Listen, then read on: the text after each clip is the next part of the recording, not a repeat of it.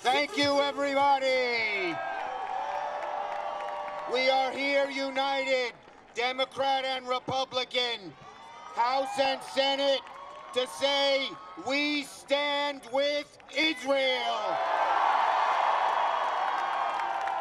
We stand with Israel. We stand. We stand. We stand. We stand. We stand. Now, my friends, there are no words for the horror that happened 1 month ago in Israel. The most Jews killed in a single day since the Holocaust. It brings back much darker days. And let us not forget history.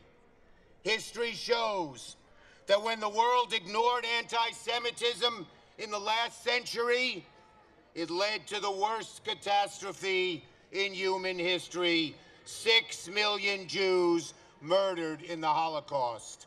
Let us not forget history. History shows that Israel was almost destroyed in 1967 and in 1973. We cannot, we must not let that happen again. Let us not forget history.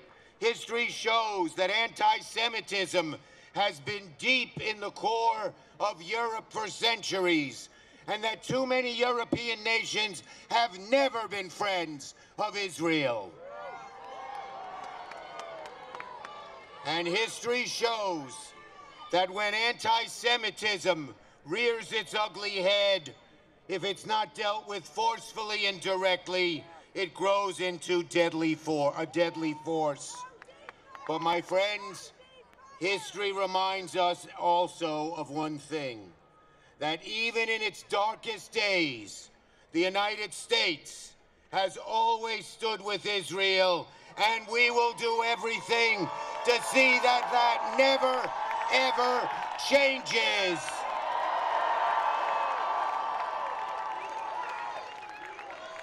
USA, USA, USA, we are with Israel. Let us not forget, my friends, the evils of Hamas. When Hamas says from the river to the sea, they mean all of present-day Israel should be a Jewish free land. In fact, Hamas has said that what they did, the horror that they did on October 7th to the Jewish communities near the Gaza border, they should do to all Israelis. Just look at Hamas's founding document. It says, is that a Jew behind the tree? Cut down the tree so you can shoot him.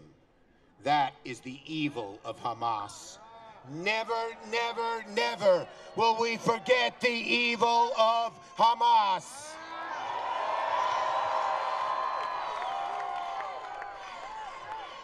Never again, never again, never again, never again. Now, my friends, the hostages, some of whose families are here. I hear there are parents here whose little 3-year-old girl was kidnapped by the evil Hamas. When I went to Israel a few weeks ago, right after the 7th, I met with the families of those being held, with 5 senators, Democrat and Republican. I heard of parents whose little babies were taken. I heard of brothers whose sisters were killed. I heard horrible stories about the brutality of Hamas, and the 5 of us, Democratic and Republican senators, wept and cried for a whole hour. The sadness was so great, the evil so horrible. We will continue fighting for the release of all hostages till they return to safety. Let them go. Let them go. Bring them home. Bring them home. Bring them home. Like so many Jewish people, The horrors of October 7th reminded me of what happened to my ancestors in Western Ukraine when the Nazis invaded. So the minute I heard of what happened in January 7th, I knew I had to go to Israel. As the first-ranking Jewish Senate Majority Leader, in fact, the highest-ranking Jewish elected official in American history, I not only had a desire to go to Israel, I felt a special obligation to go. When I got off the plane, Israel was still shaken from what happened. I said to the Israeli people, Israel, we in America have your back. America feels your pain. We ache with you. We stand with you. And we will not rest until you get all the assistance you need. We will not rest until you get the assistance you need. My friends, in conclusion, Hamas's goal was to scare us. Those perpetrating the poison of anti-Semitism and bigotry around the world are trying to scare us. But we will not allow history to slide back to the days of the Holocaust when Jews were targeted and murdered and butchered. Instead, the Jewish people will be resilient. And today, all of you are here showing we will not hide in the face of adversity.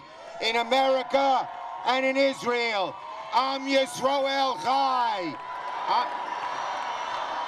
Am Yisrael Chai. Am Yisrael Chai. Am Yisrael Chai. Am Yisrael Chai. The people Israel here in America and in Israel, the Jewish people will live forever.